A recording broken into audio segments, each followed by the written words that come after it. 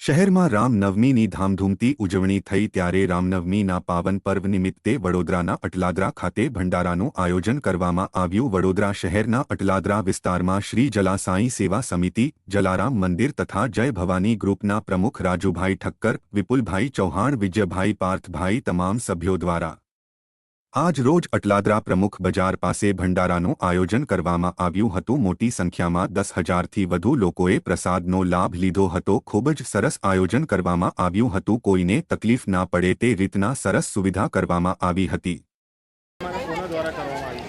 શ્રી જલા સાંઈ સેવા સમિતિ અમારી એક સંસ્થા છે। છેલ્લા 8 મહિના પહેલાં જેની સ્થાપના કરી છે અને દર ગુરુવારે જલારામ બાપાની ખીચડી, બુંદી ગાંઠિયાનો પ્રસાદ અમે અહીંયાથી આપતા હોય છે। આજના દિવસે રામનવમીનો ગત રોજનો પ્રસંગ ખૂબ જ વિશાળ રૂપમાં લોકો જોડાયા અને એક શોભાયાત્રા તેમજ રાતના ડાયરામાં ખૂબ જ મોટી સંખ્યામાં વિસ્તારના લોકો જોડાયા। ત્યારબાદ આજે ભંડારામાં લગભગ 10,000 લોકો જમી શકે એવી વ્યવસ્થા અમારા સ્વયંસેવકો દ્વારા કરવામાં આવી છે।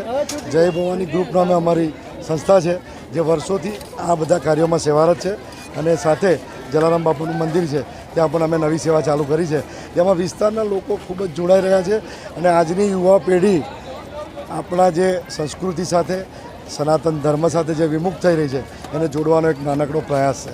જય જલારામ।